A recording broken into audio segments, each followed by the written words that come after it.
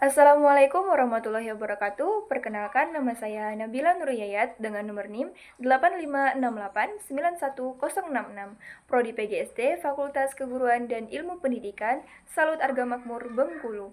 Pada pembahasan kali ini, kita akan mengkaji lebih dalam tentang poin-poin terpenting agar pemahaman kita lebih komprehensif. Pada pembahasan pertama, saya akan menjelaskan tentang bagaimana filsafat ilmu mengawasi dan mempertanyakan eksistensi, keilmiahan, serta nilai-nilai dalam ilmu pendidikan. Seperti yang kita ketahui bahwa filsafat ilmu berperan sebagai landasan kritis dalam ilmu pendidikan dengan cara mengkaji 3 aspek utama yang mengawasi keabsahan, metode, dan nilai-nilai keilmiahan, yaitu ontologi, epistemologi, dan aksiologi. Ontologi dalam pendidikan mengkaji apa yang dikaji dan hakikat dari ilmu pendidikan itu sendiri. Mempertanyakan objek material, apa yang dipelajari, dan objek formal, perspektif ilmu pendidikan.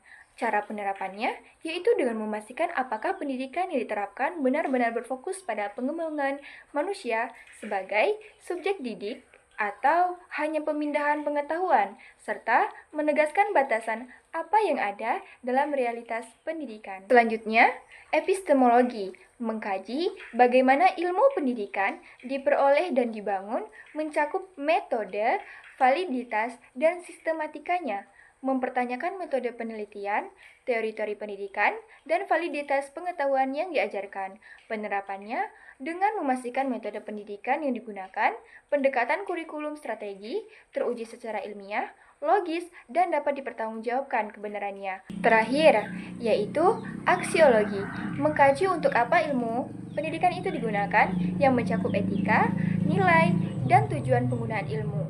Menelah apakah praktik pendidikan memberikan kemaslahatan, nilai moral, dan etika kemanusiaan.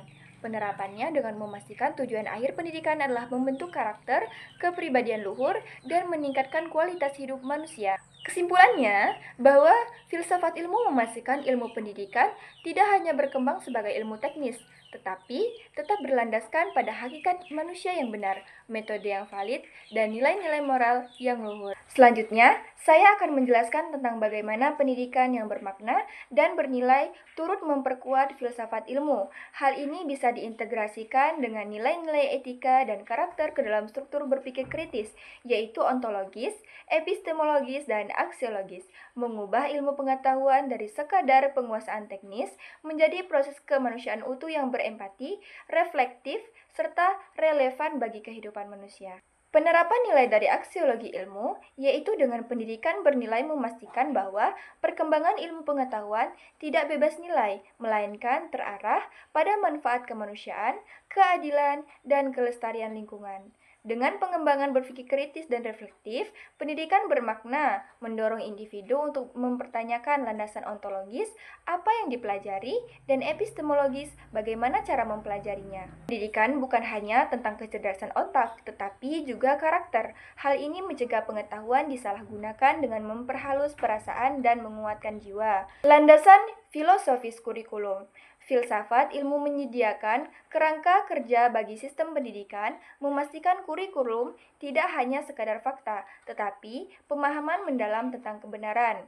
Singkatnya, pendidikan yang bermakna menjadikan filsafat ilmu sebagai kompas etis, bukan sekedar teori pengetahuan semata. Selanjutnya, saya akan menjelaskan tentang mengapa filsafat ilmu disebut sebagai pisau analisis yang komprehensif dalam membedah persoalan pendidikan. Hal ini dikarenakan bahwa kemampuannya membedah permasalahan pendidikan secara mendalam melalui 3 pilar utama, yaitu ontologi atau hakikat, epistemologi atau metode cara, dan aksiologi atau nilai tujuan.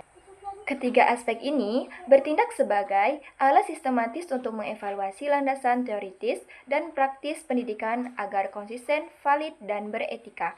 Selanjutnya, saya akan memberikan contoh konkret penerapan filsafat ilmu dalam pendidikan terlihat pada pergeseran kurikulum dari hafalan menuju pemahaman konsep, epistemologi, dan pembelajaran berbasis pengalaman pragmatisme yang fokus pada siswa. Contohnya, konkretnya adalah kurikulum merdeka. Penerapan kurikulum merdeka Yaitu kurikulum ini menekankan bahwa ilmu pengetahuan bersifat dinamis dan kontekstual. Contohnya yaitu pengurangan materi hafalan yang padat diganti dengan proyek penguatan profil pelajar Pancasila. Ini didasarkan pada pandangan progresivisme yang menganggap pendidikan harus berpusat pada pengalaman langsung dan kebutuhan siswa.